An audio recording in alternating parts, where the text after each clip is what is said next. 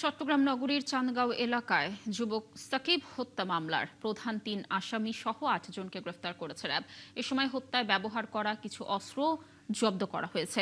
গ্রেফতারকৃতরা হল মোহাম্মদ ইমন, আয়ুব, রায়হান ও তাদের ৫ সহযোগী।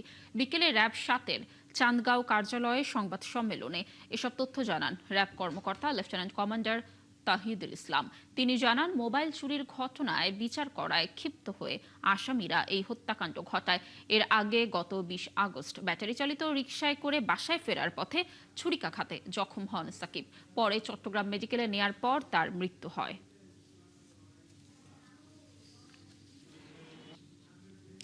মূলত ঘটনার ২ হতে ৩ দিন আগে অভিযুক্ত আসামি রায়হান এবং ইমন তাদেরকে একটি মোবাইল চুরির অভিযোগে স্থানীয় জনগণ সালিশি বিচারের সম্মুখীন করে। এরই জের ধরে আসামি ইমন এবং রায়হান তারা প্রতিশোধ পরায়ণ হয়ে অপরাপর আসামিদের সহায়তায় ভিকটিম সাকিবকে চাইনিজ কুড়াল এবং সুইচ গিয়ারের মাধ্যমে ছুরিকাঘাত এবং কুপিয়ে জখম করে হত্যা করে।